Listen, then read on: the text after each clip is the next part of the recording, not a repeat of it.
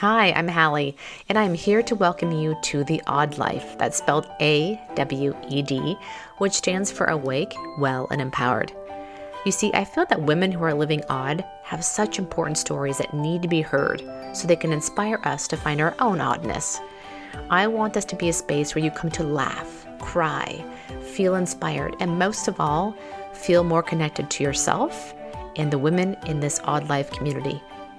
I'll be talking with women who are practitioners, authors, experts, entrepreneurs, creatives, coaches, philanthropists, and so many more, as well as doing solo casts to bring you what you need when you need it. No matter where you are on your journey in this life, why not go through it odd AF? Again, I'm your host, Hallie, and this is the Odd Life Podcast. Welcome. Thank you for being here. Today is going to be a solo cast, and we're going to talk about the years in the middle of your life. God willing, right? We hope this is the middle. I'm talking about this because we don't talk about it enough. We kind of get here and then we go, oh my gosh, what happened? How did I get here? What is all this stuff that's happening? We get taught about puberty and fertility and all those things when we're in middle school, high school, and we don't talk about what will happen later in life. We watch our parents go through stuff. Whether or not that's normal, I don't know. And if you're in the middle now, your parents, it might be in the early 80s or 90s when they were going through this, and so much has changed since then. And I really think it's important to talk about it. So if you're not this age yet and you're like, oh, this doesn't apply to me, I think it's really important to still listen because you need to have this conversation. It's like the class you didn't get in school. And not that I'm the expert, but I'm living through it. I'm going through it. I've learned some things and I'm going to share, I don't know, the ups and downs, the messy parts, the marvelous parts. There's all kinds of things that are happening. And I think we should talk about it. And as I go through this, you're going to realize that this conversation is going to be sponsored by the letter M.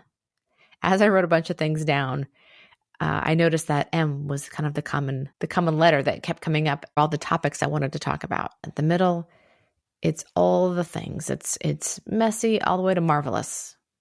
And I think it's important to know what is kind of happening in middle life. And I think it's got this bad stigma that it's always a crisis. Like you hit like this freak out moment and you go buy the dumb car, you divorce your spouse, you run off to God knows where. Like there's this, oh my gosh, people, tend to lose their shit when they hit middle life. That's not necessarily the case. There are moments when you think like that, and that comes down to hormones and all kinds of cuckoo stuff. But I think it's important to realize it's not just like, midlife is not about the midlife crisis. There's so many wonderful things that are happening right now too. So let's get into it. Let's start with our first M. I'm going to say motherhood. If you are a father listening to this, then you can, insert fatherhood in there. But I think mothers, it hits a little different in midlife. We tend to be the caretakers. We tend to be the ones that are making sure everybody's where they need to go. There's a lot of single parents out there, men and women, and you're doing it all. And I know these days families look, there's all different shapes and sizes to families. I'm just speaking from my perspective. So insert yourself however you need to in this conversation. But for me, motherhood has dramatically changed. Like the kids are almost grown. I only have one left at home. And he's in high school. He's a 16-year-old, about turned 17, been driving, right? So I don't have to do the pickup. I don't have to do the drop off. I don't have to get them to practice. I don't have to take them to the dance. I don't have to, all those things. We're no longer needed as much in midlife. I mean, we still travel to see our older kids. We've got one that just graduated college, but she played college soccer. We've got one that's right now a sophomore that's playing college baseball. So we have been traveling to see them play and do all that, which is great. So we are busy in that sense, but it's different. Like they don't need us as much. And that's a different feeling. Like all of a sudden there's this little bit of freedom. There's a little bit of like, all right, I can do the things I want to do. So this is where it's marvelous. Yes, saying goodbye to your kids and sending them off into the world, and they're no longer in their bedroom when you're getting up in the morning. There's not all the noise. There's not the kids. That can be looked at as two different things, right? It can be looked as, oh, amazing, there's some peace in this house, or just that it's empty. And you can look at them both ways. Some days it's great, some days it sucks. And so there's that kind of dichotomy all the time. Like you missed your kids, but man, it feels good to have like peace and quiet for a little bit. All the years of squabbling and alarms going off at different times and people yelling to go out the door to get to school, that's all gone. And so it's kind of a strange place. This all of a sudden, the sense of quiet is a little different. So there's that part of motherhood that changes. However, if you do still have kids that are home, like I said, I've got one. What I've realized is that their ears are closed from about 14 to 19 years old. What I say bounces right off. It does not penetrate through the ear holes. People, anybody that's got kids that age, please prove me wrong, but I don't think I am. Nothing lands until they move out of the house. And the other thing I'll realize, though, is that if somebody else says the same thing you've been saying for about 4,000 years, but all of a sudden it starts to make sense to them because somebody else said it. So God help us all. I'm trying not to lose my mind with that as well. However, with all this growing up, all these kids are up and moving out of the home, it changes our role as mothers, as parents, because our responsibilities are shifting, and it's kind of a crazy place to be. And I know this is obvious. We all know this is going to happen, but it's just when you're in the middle of it, it's kind of nuts. Like, oh my gosh, here we are. Wow. Okay. So that is one thing that's been kind of both messy and marvelous. I've been, missing my daughter and calling her and wanting to FaceTime consistently. And she's like, I have nothing new to report, lady. Like, I'm doing the same thing I did 2 days ago. But it's just that I'm missing them and having conversations with them. And another thing is that they're freaking fun to hang out with when they're older. That sucks. You get them sent off and then you want to hang out with them more because they're really freaking cool. They're no longer giving you attitude. They're no longer, talking back. Man, that's another thing that's it's cool, but it's tough when they're not around. And you're like, I just want to hang out with you now because you're really fun and we're having great conversations. But it's really cool to see your kids go off and do their thing and live their lives and find out who they are. It's really cool. The next is moxie. What is moxie? The definition per Webster is energy, pep, or courage and determination, or 3, know-how. Like you get a little pep in your step because all of a sudden you've got this energy for other things. Like, again, you're not drained by your children anymore. So you now have like ideas about what you want to do differently and how you want to do it. I think the other thing is the courage and determination. I am never going to be this age again. I'm never going to be this young again. And why not go for the thing? Why not go do this thing? Why not try this now? You kind of realize I've got this time freedom all of a sudden. I'm still young-ish, right? So not that anything's bad with being older, but I'm appreciating where I'm at right now. And then it's the know-how. I think, you've gone through a lot of things. You've done a lot of stuff. You know things. You know stuff. And you can do a lot of things. So we've gained this knowledge over time. And I like to add one more to this definition of moxie. I give 0 fucks about things that don't matter. You kind of have this like, you know what?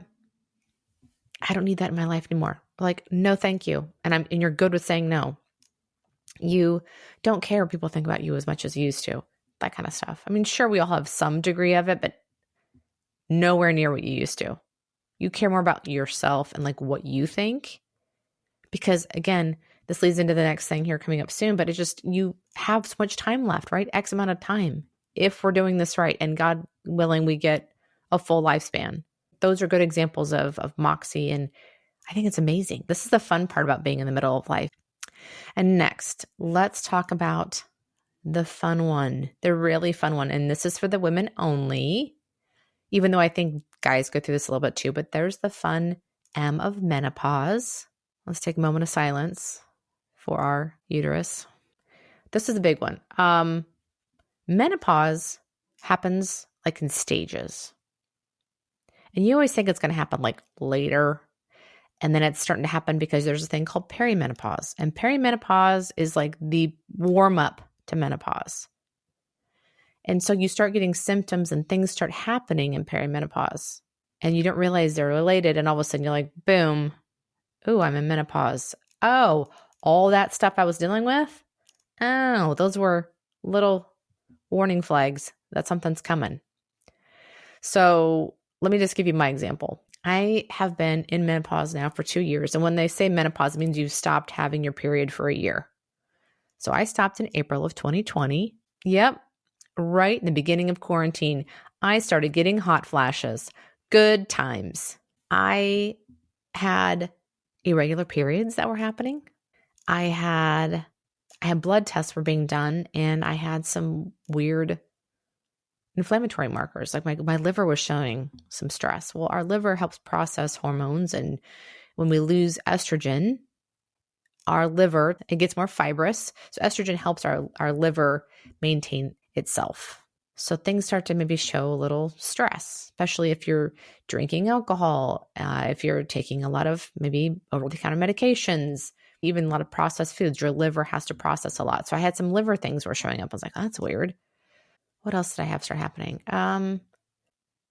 So my periods, for example, were like I get one heavy cycle and then like heavy. And then the next cycle would show up like 2 weeks later and be really light, like a couple of days. And then it'd have like 6-week break and then heavy again.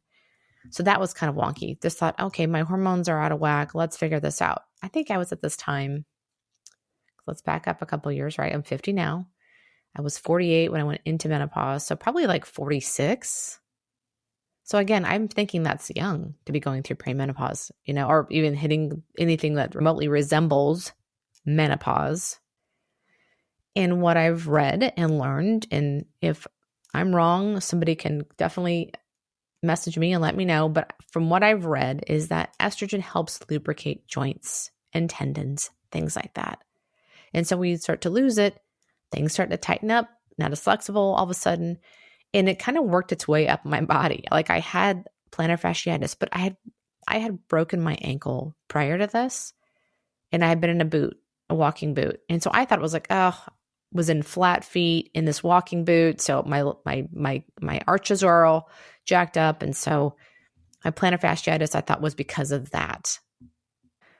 However, as it kind of came and went on the other foot, I was like, wait, hold on a second. Why would it be on the other foot, the one that I didn't break, the ankle that I didn't break? And started to realize that loss of estrogen does this. I didn't read this until later, until those things started happening with more symptoms that indicated I was going into menopause. But initially I thought I was just having aftermath of the broken ankle and then wearing the boot. So there's plantar fasciitis in it. It started my feet, and then it worked its way up to my knees. And then I started getting lower back pain and random shoulder pain and just random stuff. It's kind of worked its way, like I said, through my body. And all these are like little precursors to what's coming. Hormones are basically running the show in everything in our body. That's what I've learned. And what I didn't also realize is that our liver health is really a huge key to how we go through menopause. If we're already stressing our liver, then the liver can only handle so much at a certain time, and things get sluggish and stagnant, and we have a lot of issues. So liver health is really important. And that's actually a really large reason too of why I don't drink anymore, because I know my liver's already it's shown issues. It's shown it's got some struggle. It's a little stagnant. So I lay off anything that's going to be really impacting my liver. So alcohol, I don't do ibuprofen.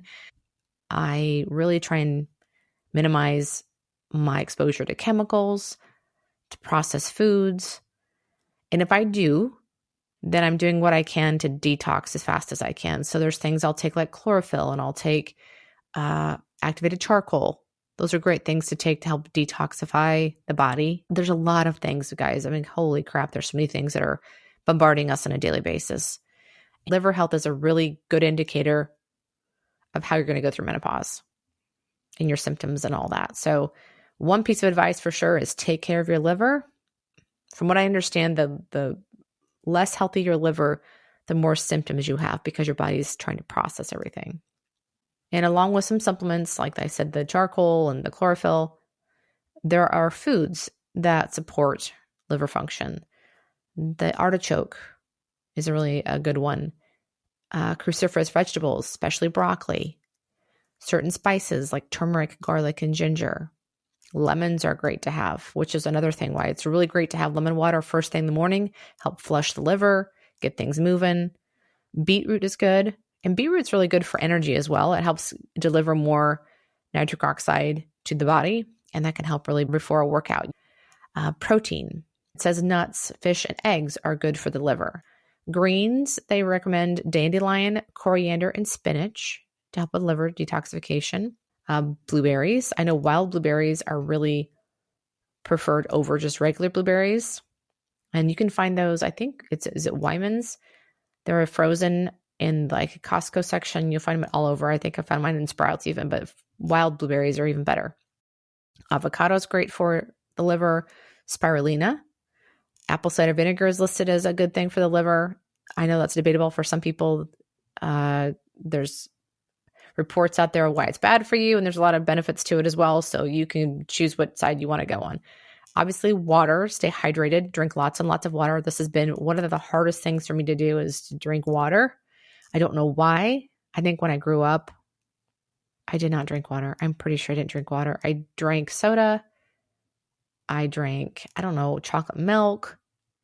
I did my mom made sun tea all the time. I drank sun tea. I loved iced tea. Coffee eventually when I got to college. I swear, no water. So I've just had to retrain myself with water, and it's been a battle forever. I even started one time at like top of the hour. I would go down, I would chug an 8-ounce glass of water. Done. Like to sip it all day long. I forget. I just don't do it. So water is important for your liver. And then other things like herbs, milk thistle, dandelion, and green tea. And if you're trying to stay away from taking one more supplement, you can get milk thistle tea. You can get dandelion tea. So maybe replacing your coffee every once in a while and doing something like that. I want to back up for a second. I mentioned a lot of times the environmental toxins take a toll on our liver. But what also happens, it messes up our endocrine system. And our endocrine system is what our hormones are part of. So I actually found out that if you have a lot of environmental toxins in your home, in your everyday life, whether it's your shampoos, your conditioners, your soaps, your toothpaste, like all the things that you use on a daily basis, lotions, right? Everything, makeup, it gets into our body. And if it's a chemical or something that's not natural or organic or normal that our body would recognize, it doesn't know what to do with it. So it goes, I think maybe you're an estrogen. And so it sticks that substance, that molecule onto a estrogen receptor on your cells. So now your estrogen receptors have these fake estrogens, or called xenoestrogens, on your cell walls.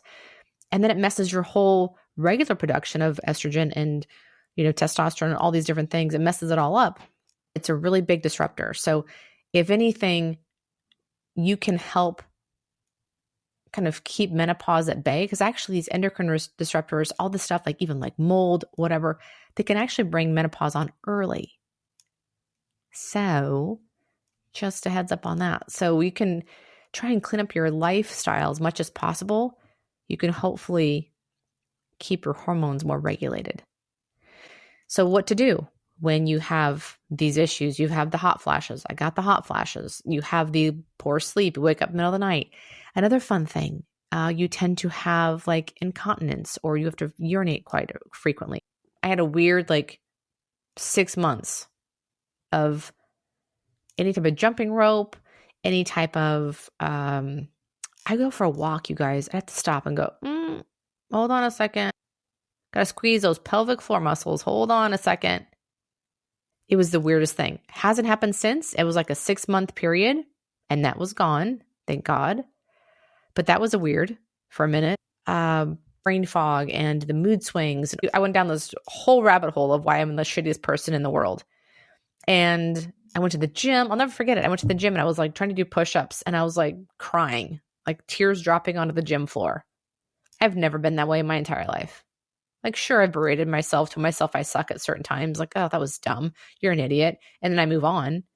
Not a great way to talk to yourself, but whatever. But I was down in the trenches with this one. It took me down for a couple of days. And then it was like the next day, like nothing had ever happened. And everything felt like a big deal. Like anything went wrong. I was like, it felt like the end of the world. So sometimes that kind of stuff. So it was like PMS, like on steroids. The bonus though, is that menopause, the entire process is about an average of 7 to 7.5 years. So from perimenopause to menopause, it's about a 7-year process. So perimenopause for me probably was 2 years. I'm already 2 in. So hopefully I'm more than halfway through and I can get through the last couple, hopefully with some maybe less and less as we go on. Okay, so I've given you all of this stuff that I've gone through, things to expect. But that's not really quite the truth. That's only what I've gone through. You may get to menopause and perimenopause and have 0 symptoms. I mean, honestly, if I've done my job right here, I've talked to you about some of the liver and the things you can do to help out. Hopefully you get your liver in a healthy place. You don't have to deal with any of this stuff. I highly recommend not waiting until you do. Start educating yourself now. Read the menopause books. Read the books about what to expect. What may be coming your way. I would definitely have health practitioners ready, whether it's a hormone specialist or a functional medicine practitioner or a naturopath, somebody that's in your life that will be able to help you as you go through this. So it won't be your regular doctor.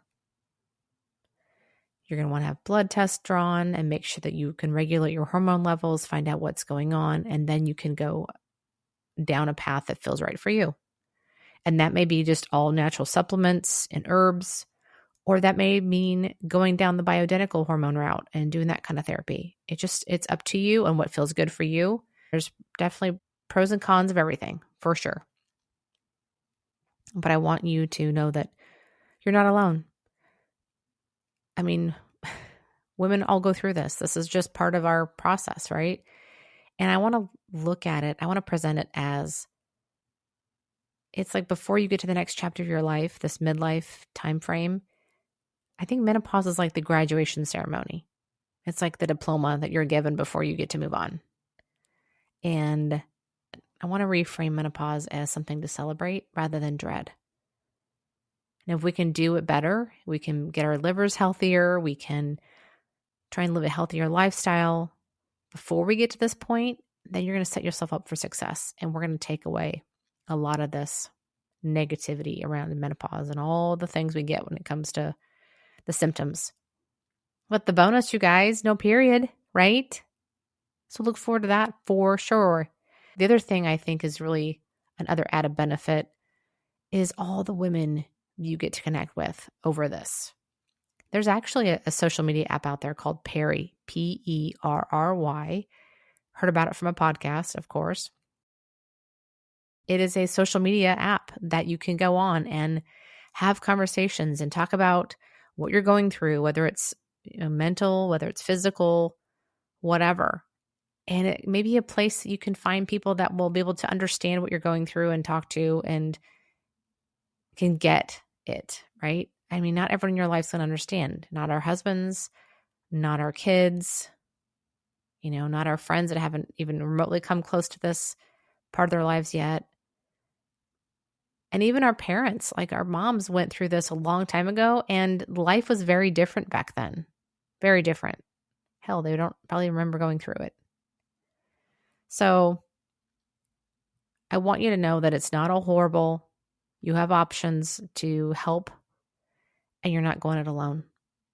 So seek out your friends, seek out the women that have done this before, ask for their help, ask for their advice and what they've done and what they've loved, what's helped them, and just reach out, have those conversations because it's just the big part of this is just not feeling so alone when you're going through it. It can be very lonely if you don't talk about it. So make sure you're talking about it. You're going to talk about it so much, you're going to be sick of yourself. You're going to feel like all you talk about is menopause, but it's a big part of your life.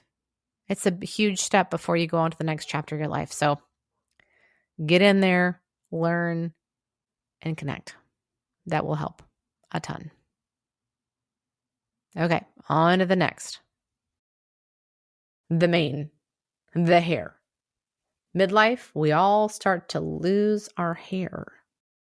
This hair loss, this thinning, this is the shitty part of midlife. All of a sudden, I can see my part more. My hair doesn't do what I want it to do. It's just changing. Now I can understand why when people get older, they do the older lady haircut because it's easier. It's thinner. You don't have much of it. I use all these products. I have eyelash serum. I've got Nutrafol that I'm taking. Nutrafol is a vitamin to help with hair growth, thickness, and all that stuff. I've got cream. I'm trying to keep my hair from breaking off. I do have some baby hairs around my hairline that I'm noticing, so it's working. But you have to stay on top of it. You can't stop. Like, you have to keep going. Once you get it there, it's like, okay, I can stop taking this. No, you got to keep going, or else it's going to go back to where it was. So, can I just have hair? That's all I ask. I have gone down the road of having extensions. I've tried everything from tape-in to MBR, the beaded rose, and now I am using IBE extensions, which is individual beaded extensions. It's not as much hair. It's not tearing my hair as much as the MBR used to do. It's a little less weight, which is nice. And I feel like I'm just got enough to fill out what I don't normally have. It's helped me feel a little more confident. Little warning. Once you go and you get them, it's really hard to take them out. So I suggest don't go in there with I want all this hair. Give me all the hair. Because you'll have this really thick hair and you're like, oh my God, this is amazing. I've never had thick hair before. This is great. And when they go to take it out and move the row up again, once it's grown out, you're going to feel like you're snatched bald. And I'm not kidding. So prepare yourselves. Find out what's going to help with the growth. Do all the searching. Find all the products that are the ones that are have the best reviews, and talk to your girlfriends that have thick hair. If they're taking something. When I look at somebody and go, God, she's 50 years old. She's got this thick ass hair. I'm like, God, she got blessed with these wonderful genes. They may be extensions. So don't assume that your genes suck, that you are cursed with shitty hair. I highly recommend getting on the supplements, getting some hair growth going, babying your hair like crazy, finding out how you can take care of what you got. And if you have to, you can always supplement a little bit of extensions. Just saying. The next M. Mortality. All of a sudden, midlife, you kind of start to feel like, okay, I'm hyper aware of how much time I've got left. You start to question the things you're doing because you're like, all right, I may be halfway through this sucker. I was really hyper aware of all the kids stuff, like the last times the kids were going to school, to high school together. Like the last time the oldest one was driving the middle one to school, or the last time I'd see her drive away to go off to school, the last time she drove off to go back to college for the last time, like those things. The last time my two younger kids were going to be walking to school together, like those things came up. I mean, that was more like my early 40s, but I just become more and more aware of the lasts. You know what I mean? So everything feels special. Everything feels very, I got to take a mental picture of this, solidify it in my mind, and, put it back in my head, the photo album inside my brain. I do take a ton of pictures these days. Thank God for smartphones to have a camera handy to catch things. But I have a lot of moments that I've captured because I know this could be the last time. Like my daughter's last soccer game she played in college. I watched this child play soccer since she was 3, and she was getting closer to her end of her college career. There is no way I was missing any of her games. Not a one, because I knew that all of a sudden it was getting closer to the end. And because of that hyper awareness of time, I decided, you know what, I'm going to stop saying yes to things that I do not want to do. I do not want to go to another after baseball game, hang out at the bar and grill with all the team. I don't want to I've done it for years. I'm done. I want to go home, have a salad, or pick up something healthy on the way home, or just freaking go take a bubble bath, relax, read a book, hang with my dogs. And there's times I've already done all the superficial talk in the stands. I don't want to do it anymore at the baseball dinner. You know what I mean? So I said no to those things. My husband loves to go to live music, as do I. But the tastes that he has in music are very different than mine sometimes. I'm like, if you want to go watch Limp Bizkit, dude, call your best buddy and have at it. So by saying no to a lot of things, there's lots more stuff that I said no to. But I just didn't want to waste any more time doing things I didn't want to do. And when I said no to those things, then it's like my writing took off. I became more intentional with certain people. I had better relationships with the people I wanted to hang out with. I gave more time to those people. And then I said yes to myself more, like things I wanted to do. I wanted to go read a book. I'm going to go read a book. I'm going to go for a walk by myself. I'm going for a walk. Like I would do the things I wanted to do rather than, okay, I'll go along and do this. I did that for so many years. For some reason in middle life, I just realized, you know what? Again, time is precious. I am no longer going to do the things I don't want to do. So not to say mortality is like a bad thing. It actually is can be a good thing once you realize how precious time is. I'm not taking it for granted anymore. It can be a positive. We can turn this into like changing the way we look at life and making everything special, making moments special, saying yes to the things that light you up and saying no to the things that don't. Let's go on to the next one. So marriage in middle life. I'm here. We're getting ready to celebrate our 25th wedding anniversary. Holy crap. 25 years? That's insane. And the thing that's different about marriage now is that, again, the kids are no longer like the focus or the obligation we have to deal with. It's no longer the middle part of our day. And so we can focus more on each other, which has been really cool. Again, we still have one left at home, but we can do more things, just the two of us. We don't have to squabble about how we're parenting anymore or almost anymore. We can kind of get rid of that part. Like we're no longer going to have to let's figure out a game plan. How do we handle this? You take this one. I'm going to go here. That's all done at midlife. We start to then go, oh, we actually, hey, what's going on? How have more conversations, just the two of us. We're no longer at dinner with all the kids. We're no longer traipsing around like, hey, you go here, you go there. It's like, hey, let's go for a walk and have a great conversation. So that time freedom shows up as well. Like the demands after the workday are no longer getting a kid to practice or dropping them off at a friend's house. It's now just like, hey, what do you want to do instead? So we can do more dates with each other, spend more quality time together. So that's something that's been super great about this time frame. So again, I'm assuming people that are just like me in the situation. I know some people have kids later in life, and so you're maybe still dealing with younger kids, whatever. But I think midlife, I don't know, what's the range? You think, hell, 40 to 60, who knows? 45 to 55? I mean, that's maybe the sweet spot, but I think 40 to 60, we all kind of have these revelations and things are happening. So wherever you fall in that timeline, apply it as you need to. But we're so involved with our kids' stuff. There's a lot going on. All of our kids did sports. And so we had a ton of activities after school and a ton of things on the weekends. And so we weren't great about dating each other.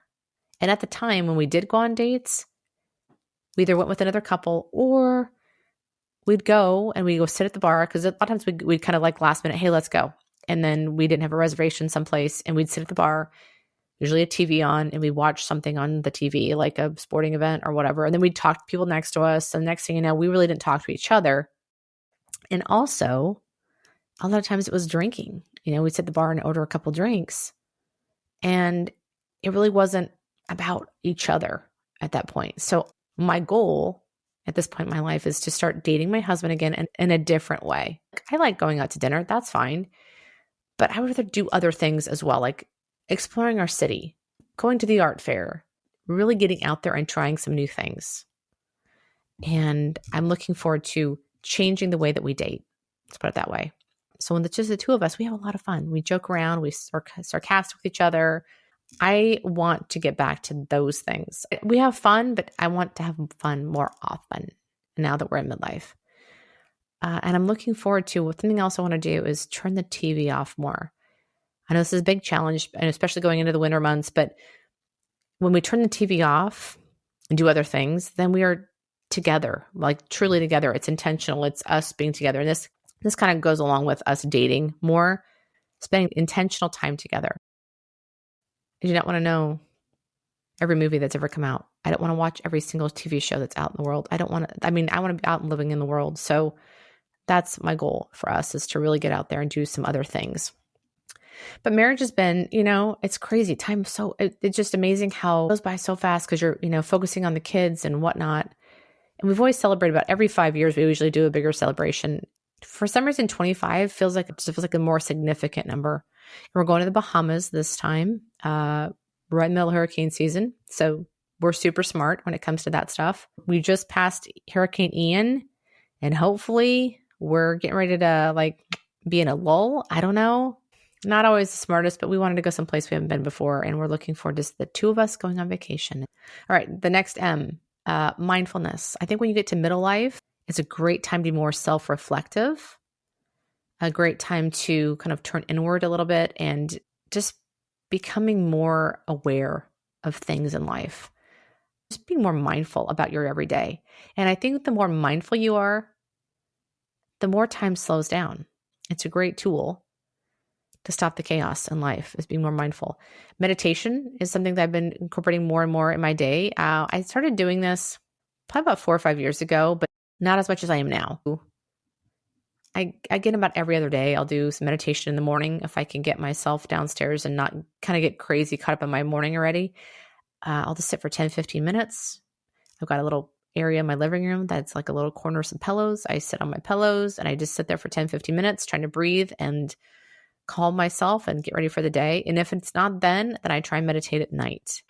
I tend to do guided meditation in the morning and more just music, or like they call them binaural beats, at night. And meditation's been a game changer. It just really is such a great regulating tool for the self. We can get really caught up in anxiety and overwhelm in life in general. And I think meditation's such a great way to regulate our emotions and get us back in tune with ourselves. And I cannot recommend it enough. And I had, like I said, Katie Rexing on last week. And Katie's a great example of how to incorporate in her day. If you follow her on Instagram at all, every morning she's on her mat and she is sitting down for at least 10 minutes and doing her meditation. And she has a program. She's got a membership program that you can join, and we do guided meditations together. A couple, I think 3 or 4 a month. And then there's like a Zoom call we do together as a group. So it's been a great addition to my own meditation practice. It's fun to have other people that are doing it with you. It's awesome. I've also added more quiet time. Like I read more books. I'm listening to more music. I'm going for walks more. Just that quiet time you get with yourself is so important. And that's been super helpful with, again, feeling more mindful. I also do a lot of journaling. I mean, journaling is fantastic to figure out what's going on inside, figuring out what you're trying to deal with, figuring out what's feeling good, what's feeling bad, trying to work out some problems. It's just a great way to get things out of the brain and out of your body and onto the paper, and you can see it differently once it's on the paper. Then you kind of go, I didn't realize that was an issue, but now I'm talking about it and my pencil's going or my pen's going, and I'm kind of let this free flow of information go. And I realize, okay, I need to address this. Or I need to talk about this with my husband, or I need to deal with this with myself. How can I deal with this better? And sometimes I even coach myself in my journaling. Like I will ask a question and I try and picture my higher version of myself answering it. It's almost like coaching yourself. And that seems to be helpful to kind of get to the root of like what's really going on and to actually create a solution. And that's, again, being more mindful of my emotions and the state of my being and how I am, how I'm showing up in the world. Journaling helps me kind of uncover some weak spots. It helps me develop a plan on how to fix it. Highly recommend journaling. And I'm also just really mindful of who I spend my time with, because they say, right, you are the people that you surround yourself with. You're the combination of the top 5 people you hang out with the most. And if I'm going to be the best version of me, if I'm trying to grow and become the best version of myself, why would I hang out with, people that don't help me do that? I'm much more mindful of where I spend my time, what I watch, what I take in. I still get sucked into social media sometimes. I get sucked into like the TikTok and all the funny videos. And next thing I know, I've gone a different direction. I'm like, oh my God, put the phone down. I'm still working on that. But what you take in, everything from the news, what you read, who you hang out with, I just think that's so important to like really be discerning with all of that and realize what you take in will then become the narrative in your brain. And so I'm really mindful about all of that. And I think that in midlife, that becomes a little bit more apparent because there's less distraction. Again, there's no longer the kids and all these things are no longer there as a distraction. And I think you just, like I said earlier, just kind of that zero fucks given attitude kind of comes up. So This applies to who you hang out with. I think it's really important to acknowledge that and to realize that this is a really important time in my life. I get to do the next part of this life differently than I've done, and I'm going to choose differently.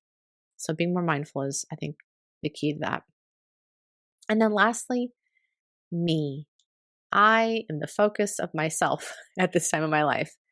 And I think that's for you. We can all be kind of more attentive to ourselves, our own needs, because we're no longer being demanded by others. If you are a parent, if you're not a parent, I still think we get, whether it's work or friends, we get pulled in a lot of different directions. Maybe our parents demand a lot of our time.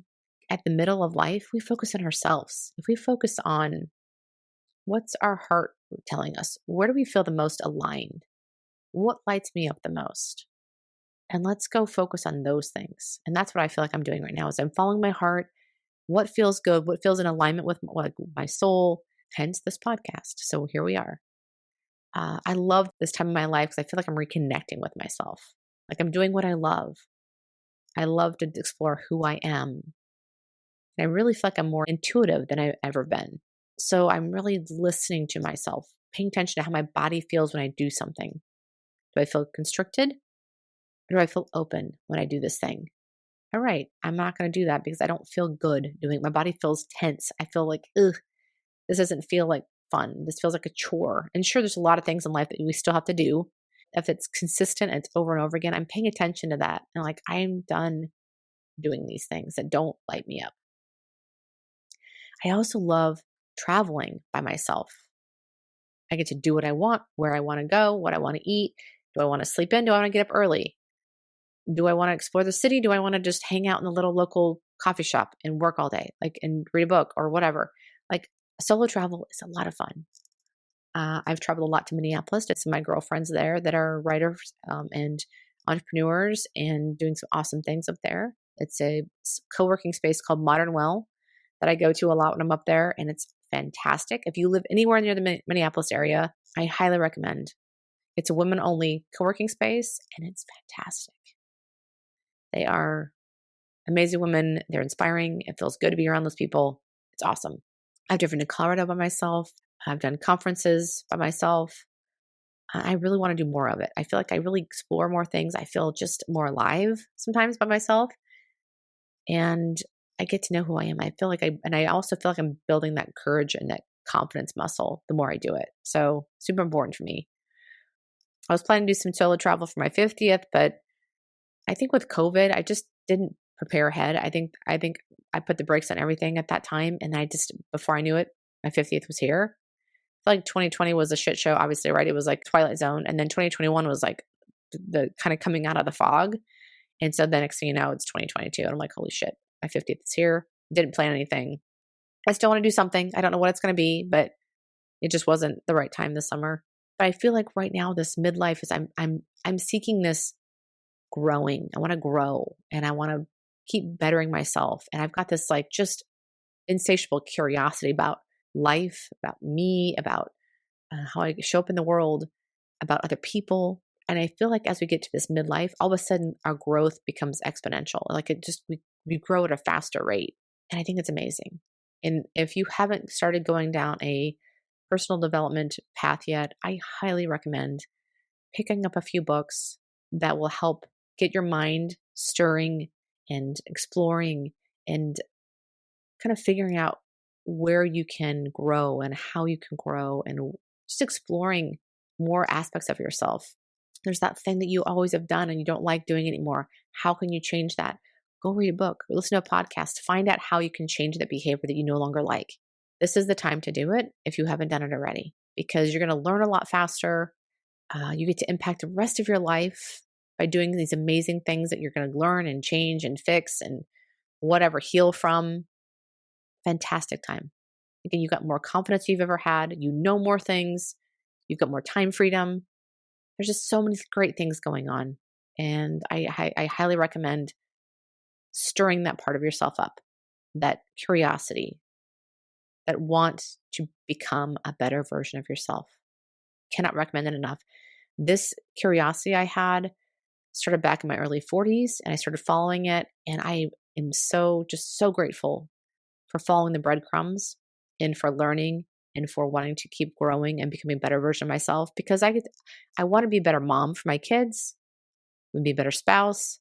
I want to be just a better person in the world. Personal development, personal growth, self-help, whatever you want to call it, has been so impactful in my life. And I think midlife is a fantastic time to do that, which is why I don't like calling a midlife crisis. I think a midlife awakening is a much better phrase to use at this time of our life. It's exciting. Like I said, it's marvelous and messy all at the same time. I think the middle is the best part. We all know, like the cinnamon roll, the middle is the best. We are one big, giant, gooey middle of the cinnamon roll right now, guys. And it's awesome. So that is my take on middle life, the midlife, the middle of life, whatever you want to call it. If you're not there yet, don't hate on it. Don't think, ugh, I gotta, turn into my mom, midlife. That's not it. You can be whatever the hell you want in midlife. Midlife gives you confidence. You get to do a do-over, and you get some courage and some strength. And next thing you know, your life looks completely different, and it's amazing. All right, that is it. Have a wonderful day, you guys, and we will see you next week. Thank you again for being here. I am so grateful for your time. And if you liked what you heard, please head to where you listen to podcasts, rate and review so we can be found by other people. Please share on Instagram, your social media channels, wherever else you go, so we can reach as many people as possible so they can meet these amazing women and hear these conversations. If you'd like to connect further, you can find me over at my website at HallieSawyer.com or on Instagram. I'm usually going to be at Hallie_Sawyer or The Odd Life, which is this podcast specific Instagram account. All right. Have a great day, everyone, and we'll see you soon.